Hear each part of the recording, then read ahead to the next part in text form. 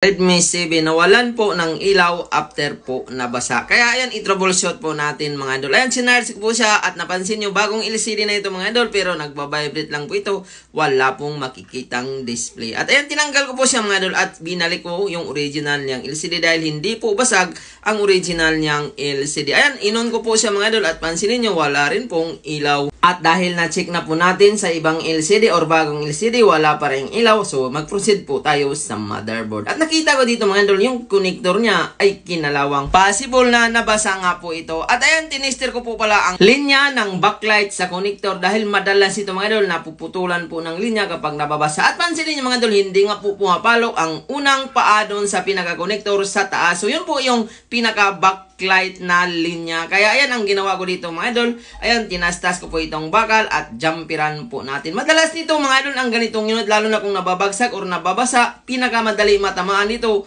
yung linya ng backlight. At napansin ni mga idol, nakita ko agad yung kalawang doon banda sa pinaka-backlight section. Ang sawi po pala ng may-ari, minsan nag-iilaw po ito. So madalas yan mga idol, napuputulan ng linya, kaya po minsan umiilaw dahil po sa kalawang na meron dito. Kaya ang gagawin natin una, linisan muna natin at tingnan natin kung makuha ba sa linis. At kapag hindi makuha sa linis, kailangan po talaga jumperan ang pinakalinya dahil naputol na po doon banda sa connector dahil po sa kalawang. At ayan, so sinubukan ko sa i-charge at pansinin nyo mga idol, wala pa ring ilaw. Kaya ayan, mag-proceed po tayo doon sa pinaka-jumper dahil wala nga pong linya doon sa pinaka-unang connector ng motherboard. Kaya gumamit ulit tayo ng tester, hanapin natin ang positive line na nawala kanina. So ayan, dito mga idol, ang positive line yan ay nasa backlight diode po yan madalas. So ayan, dito ko po siya ginamper sa may pesa na capacitor. Magkatabi po yan mga idol doon sa pinaka-diode. So isang linya lang po yan mga idol. Ayan, kumuha ko ng jumper wire. So unang paa or unang linya ng flex doon sa pinaka-LCD, doon po natin itap ang jumper. Ayan, gumamit tayo ng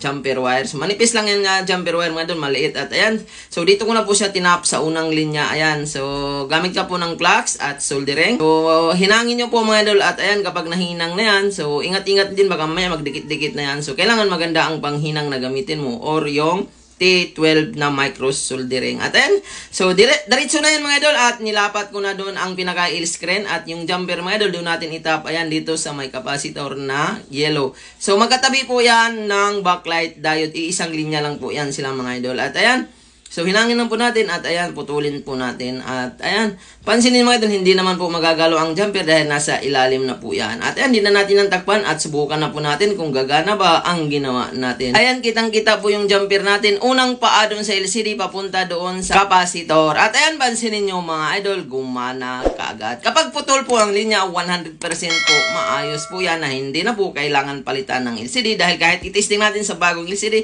wala pa ring ilaw. At ayan, inopin natin mga idol at tinesting natin kung magcha-charge ba siya. Ayan, normal na pong charging. Ang touch niya ay normal na rin, natataasan, nabababaan na rin ang pinaka-backlight. So, ibig sabihin, back to normal na po ito. At sana kung nakakuha ka ng idea sa paggawa ng ganitong problema, huwag niyong kalimutan mag-like, mag-share, mag-follow at mag-subscribe sa ating video para marami kayong matutunan sa mga bawat video natin. Maraming salamat po sa panonood.